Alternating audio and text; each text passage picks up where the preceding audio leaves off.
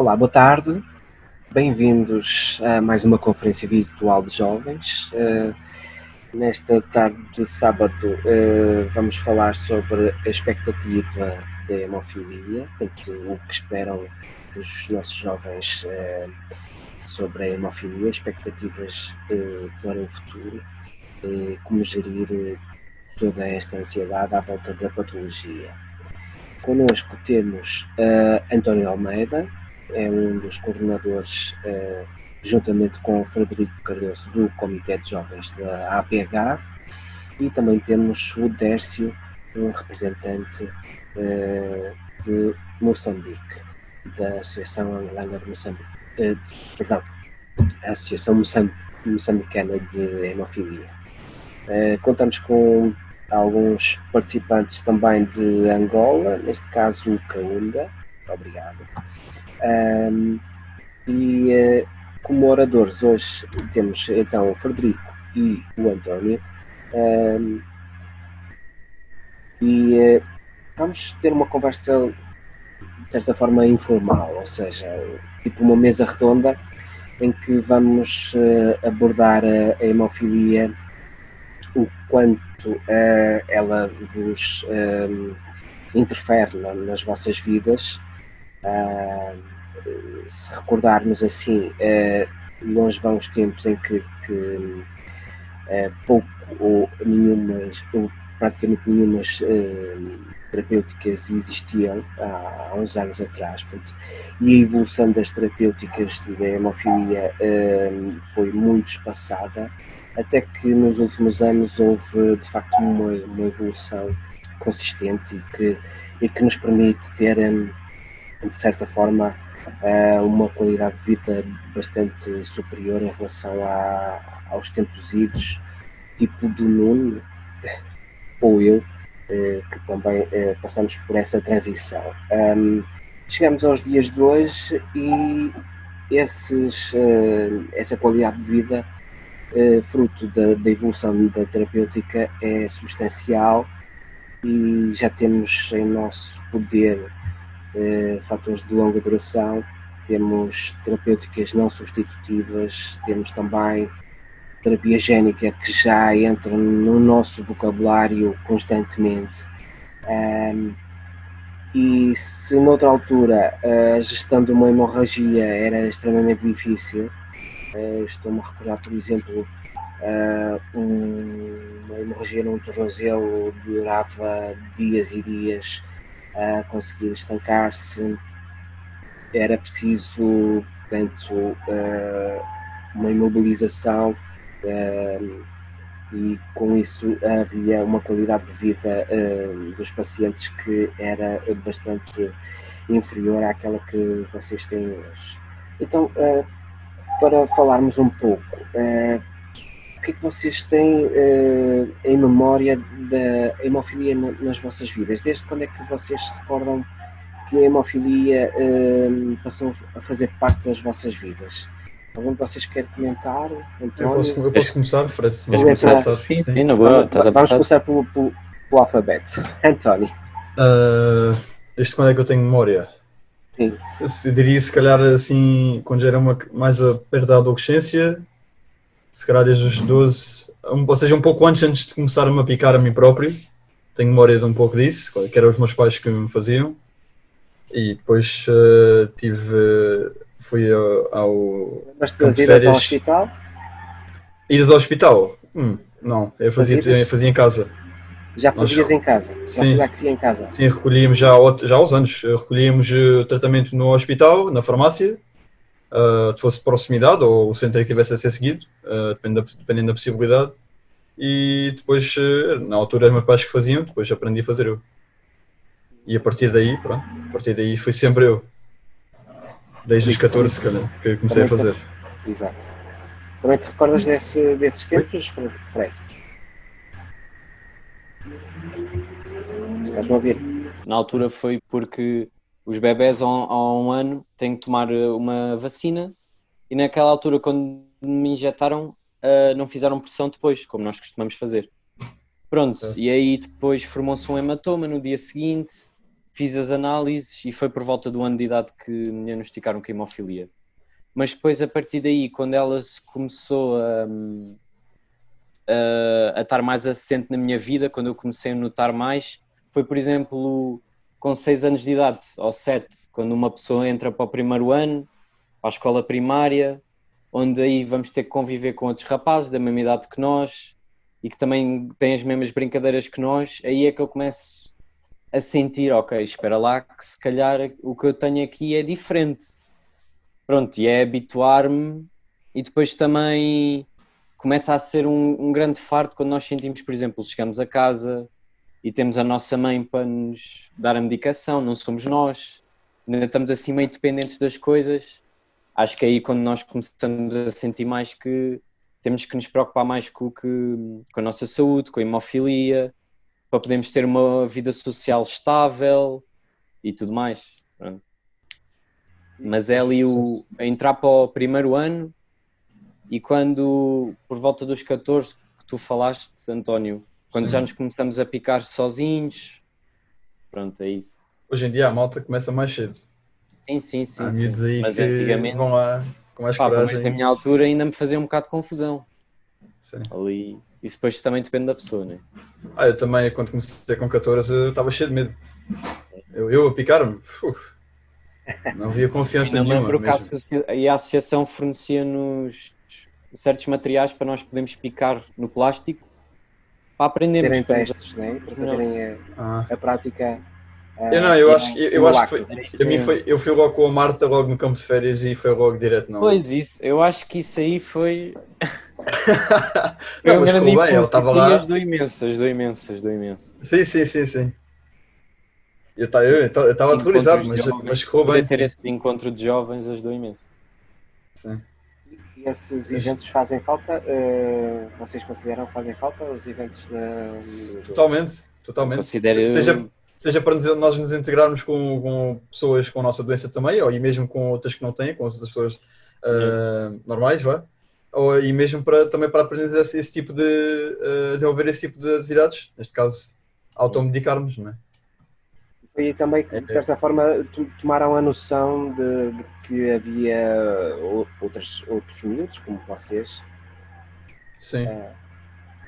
Sim, porque nós também faríamos pausas, por exemplo, não podíamos fazer certas atividades, não podíamos sair do campo, por exemplo, no que toca ao paintball também tínhamos de ter imenso cuidado com essas atividades, tínhamos que tomar medicação antes, e esse tipo de cuidados. Ou digamos, tomar extra cuidados. Sim. Pois, sim. Mas assim, respondendo à tua questão, Caetano, acho que é vital para qualquer um de nós, se tiverem a oportunidade de participarem, irem a esse campo de férias.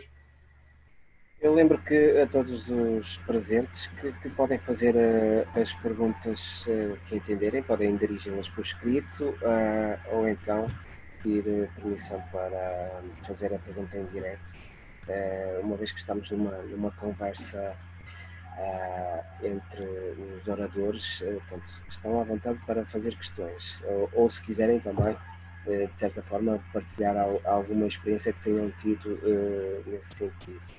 E depois, continuando, na escola tiveram de ter alguma atenção, houve alguma atenção para algum percalço que pudessem ter? Sentiram que estavam protegidos no ambiente escolar? Assim, na minha opinião, quando eu estava na escola, o que era mais importante de tudo era mais contactar, por exemplo, a professora de Educação Física.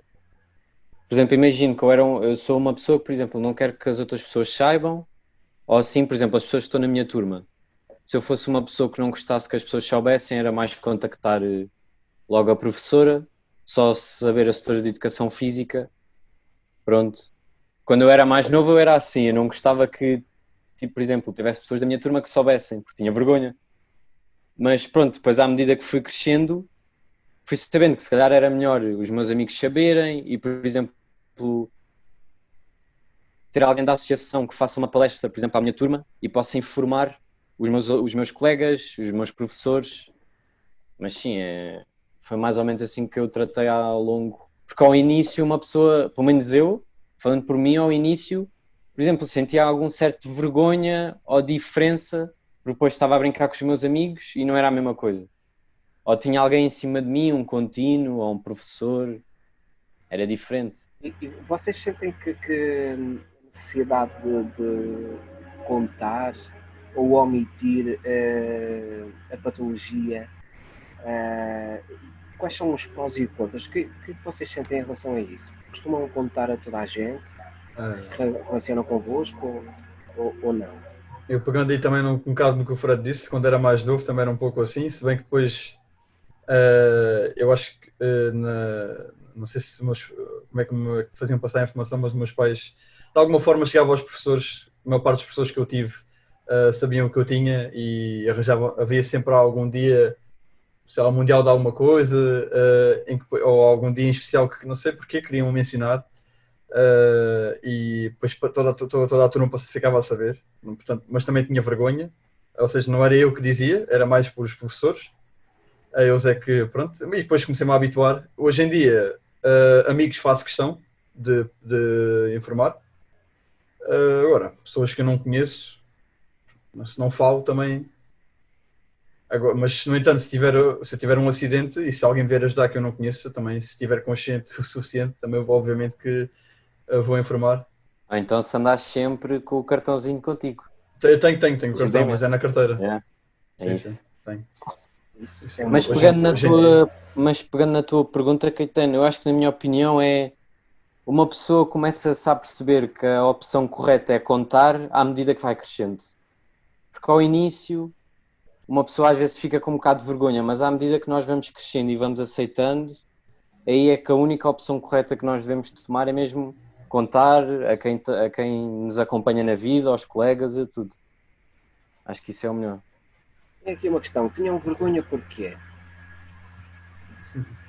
Porque é assim, nós, por exemplo, Sentiam-se às vezes diferentes em eu relação sentia que, por exemplo, aos miúdos da escola? estava com uns amigos a fazer uma atividade e por trás tinha alguém a dizer, olha, não podes fazer isso, olha, cuidado, não podes estar assim. E, por exemplo, e depois os meus amigos a brincarem e, tipo, estarem de um modo mais protetor, de serem diferentes. E uma pessoa sente isso. E, tipo, e por exemplo, agora vamos ali fazer uma certa atividade. Mas não podemos chamar o coiso porque ele não pode e vai se aleijar. Estás a ver? Esse tipo de coisas que uma pessoa quando é criança, e as crianças também, Sentias-te ligeiramente no início não são assim excluído. muito boas pessoas. As crianças, vocês sabem como é que elas são. Sim. A mim também foi um pouco por aí. Mas a mim, se calhar, antes de eles saberem, também era mais pelas possibilidades desse tal distanciamento, diferenciação. Pronto, esse tipo de atividades, fosses fazer alguma atividade mais, um desporto mais agressivo e que se calhar punham de parte, e também depois não só em termos de atividades que ias fazer, mas também há algumas pessoas, mesmo hoje em dia, mesmo da nossa idade, às vezes veem-te diferente. E na altura, quando mais novo, passam milhões de ideias pela cabeça do que é que possa acontecer, e era um pouco por aí. Assim do que me lembro. Suponho que temos aqui o Dércio. Dércio, nós estávamos a falar um pouco, fazendo um pouco retrospectiva da hemofilia, desde quando é que tu te lembras da hemofilia presente na tua vida, como é que era viver com ela, queres contar-me um pouquinho da tua experiência e como é que é a tua experiência ou a experiência das pessoas, das crianças e dos jovens com a hemofilia no teu país?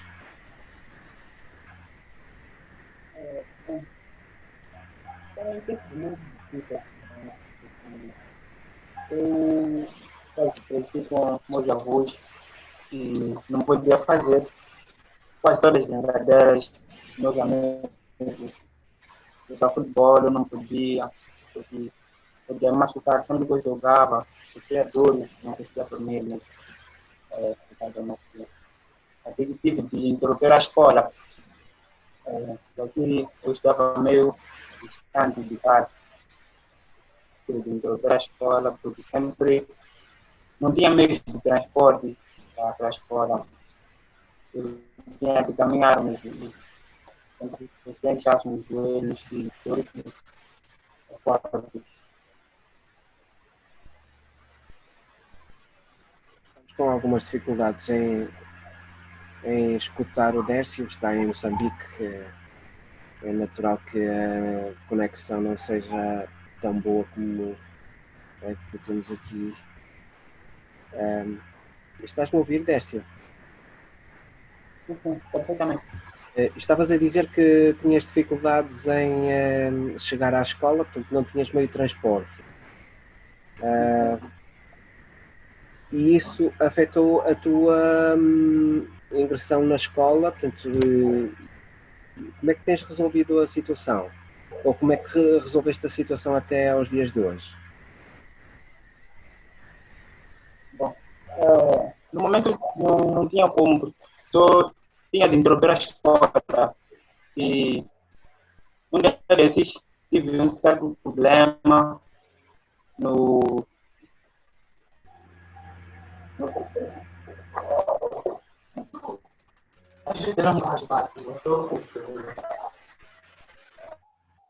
Acho que perdemos o Dércio. O Dércio tem, de facto, uma história bastante diferente das nossas. As nossas. E era interessante, de facto, ouvir a participação dele. Nós estávamos a falar, então, do facto da Nossa atitude omissão, mais jovem perante a revelação, não é? da omissão da revelação. Portanto, vocês atualmente preferem contar, portanto, aos amigos mais próximos, preferem omitir naquelas amizades casuais? Não, Acho- a mim, eu quando digo amigos seja próximos ou casuais. Casuais, ou seja, mas que com quem falo com alguma regularidade, esse já é amigo, casual, e aí normalmente informo. É sempre, gosto sempre de tomar esse passo, hoje em dia. Depende das situações. Também não vou estar tipo a sair à noite ou assim, estou com pessoas e vou dizer, olha aí que eu tenho hemofilia. Não, sim. Esse Neste tipo de caso, amigos não. assim que vês com menos, esse tipo de amigos menos Covid. próximos, obviamente É. é só depende da situação, se te convidarem para algum evento ou estão assim num espaço mais de convívio e estão a contar experiências ou uma coisa do género e pronto. Eu Não me estava importo. aqui a lembrar também das amizades coloridas. Se quiserem contar. Também, é igual. Se quiserem contar. Amizades Também, coloridas. Então, também não. parti. É só uma amizade colorida, vou contar. Não, Para quê? não, mas Mas eu digo isso porque imaginem, estão a pensar em alguém, gostam desse alguém Por exemplo, uma têm o tal namorada, vá. Uma namorada. têm o tal receio que a namorada, por exemplo, possa ter uma opinião diferente daquela que vocês querem que ela tenha. Isso não Não, poderá isso aí acontecer. eu digo Não? logo. também eu. Dizem. Se estivermos a falar de namorada, sim, é logo. E Não, ela, queijo. eu acho que ela, já para ser namorada, acho que vai ter que aceitar. Sim. Sim, também não vai ser por aí. Em condições normais não há de ser por isso que algo aconteça. Entretanto, estava aqui a ver se o Dércio entrava novamente. Porque, de facto, não está difícil. Não sei se mais alguém tem alguma questão a colocar em relação à omissão, revelação da patologia. Algum dos presentes? Não? Ok. Em relação às... vocês fazem profilaxia, ok? O que é que esperam dos novos tratamentos? O que é que esperam, por exemplo, daqui a 10 anos, o que é que possa ser a hemofilia e os tratamentos? Como é que vocês acham que vai acontecer? Podes responder tu? Uma perspectiva futura, mas mais perto. E, portanto, como ontem, a sessão de ontem, por exemplo, aqui tocando um bocado no tema, falou-se nos tratamentos de longa duração que já existem. que eu, por exemplo, no meu caso, hemofília grave não me prolonga muito, mas já é uma grande ajuda. E assim, numa perspectiva futura mais próxima, se calhar nos próximos 2 anos, já espero, por exemplo, em vez de fazer como faço agora 2 vezes por semana, se calhar 1 vez por semana, ou até assim, já sendo um bocado ambicioso, se calhar como o César 2 vezes por semana, mas isso já é uma perspectiva ambiciosa. Daqui a 10 anos, pegando a tua pergunta, já espero estar em. Não sei se justifica, se estiver bem, não, mas se for preciso, a terapia génica, eu acho que vai ser a aposta futura. Não é que seja a cura, mas pelo que temos visto de pessoas que têm feito, estão em ensaio já há bastantes anos, têm passado bem e se calhar uma injeção por ano é muito, não é? Portanto, não é uma cura, mas é, é quase, é perto. E eu acho que a aposta está mais para aí. Eu estava-me a lembrar precisamente disso. Vocês têm profilaxia? Alguma vez esqueceram, por exemplo, de fazer a toma no dia certo? Está complicado, acho que perdemos o Caetano agora. Eu também acho que sim. Olha, mas Fred, pega agora a tua Eu ia falar da profilaxia. O que é que achas, qual é a tua perspectiva futura assim, em termos de tratamentos? Estou. Estão a ouvir?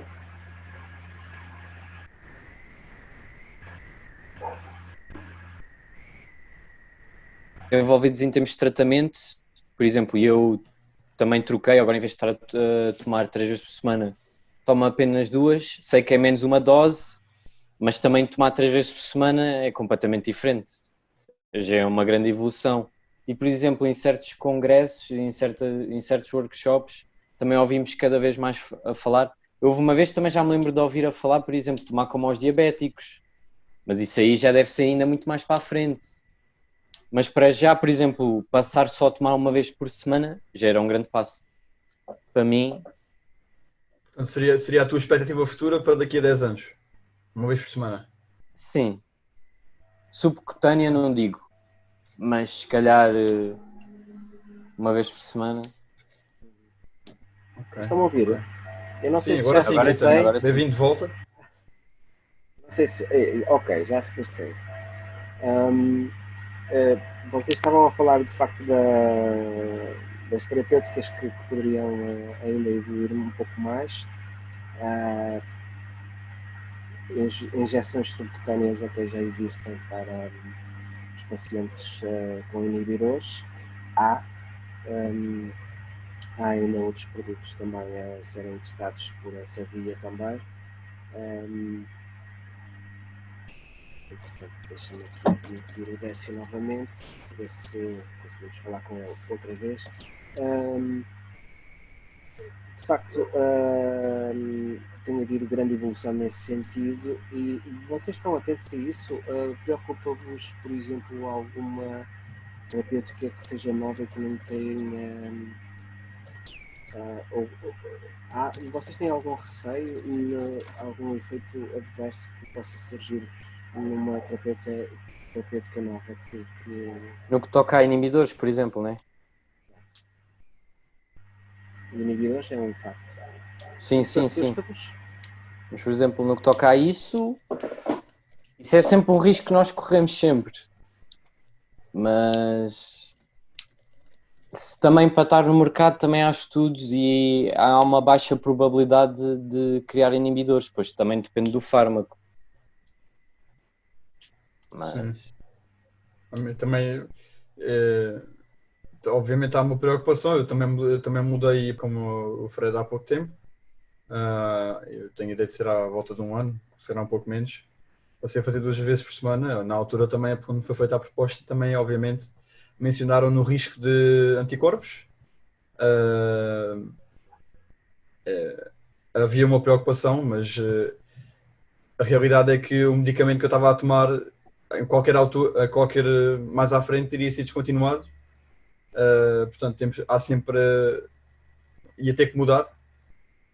Mas sem contar com essa parte também, mas eu por mim também mudava, porque neste caso supostamente a mudança seria para melhor, não é? Supostamente não, e foi para melhor.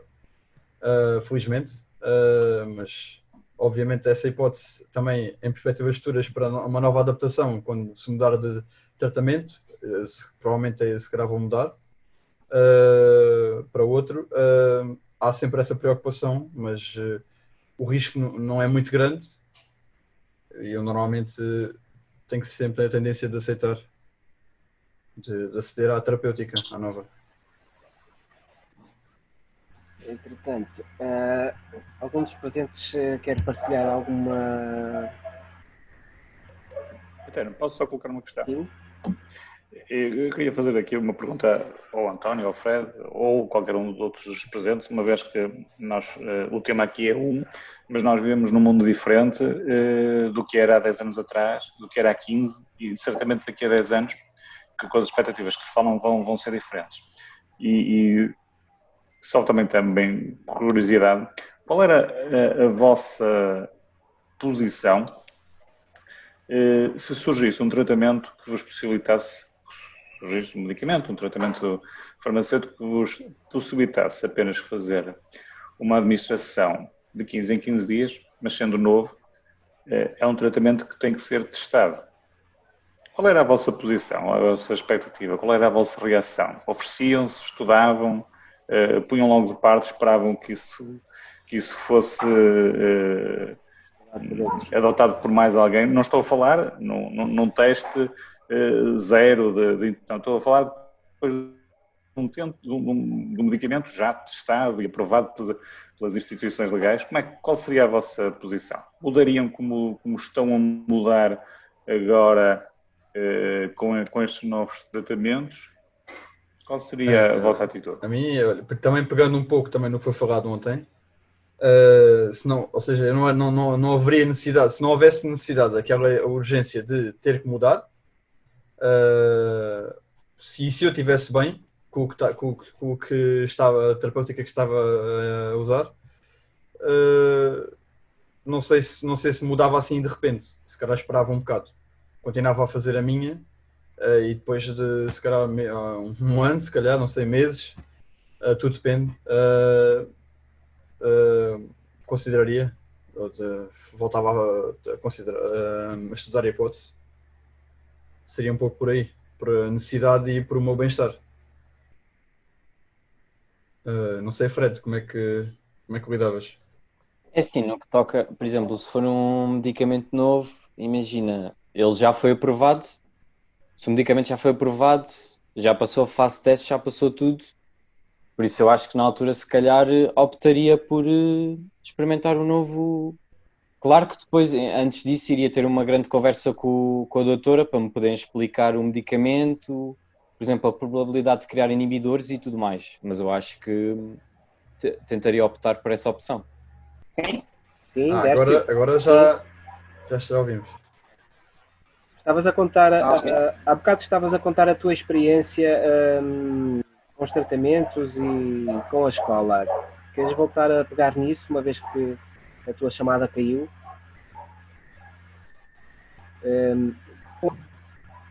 Como é que foi crescer com a hemofilia e com faltas frequentes à escola?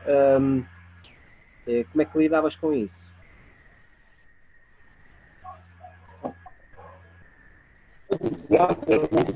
Podes falar mais próximo do microfone, talvez te consigamos escutar melhor.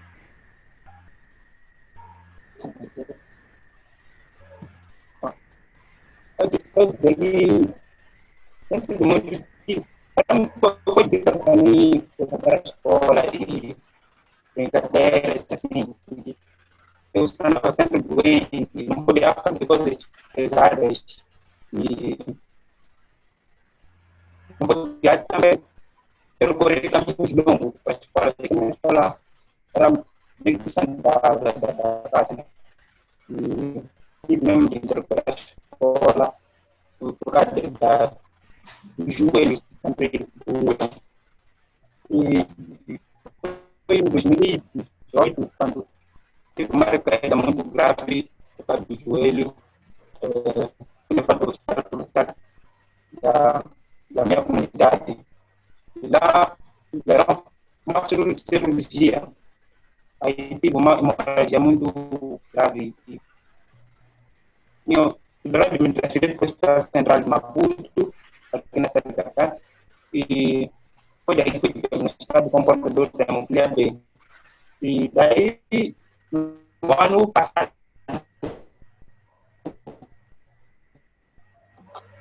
conheci a Associação Santana, e daí já comecei a estudar o que é hemofília, e como mudar o fator e fazer terapia. E até hoje.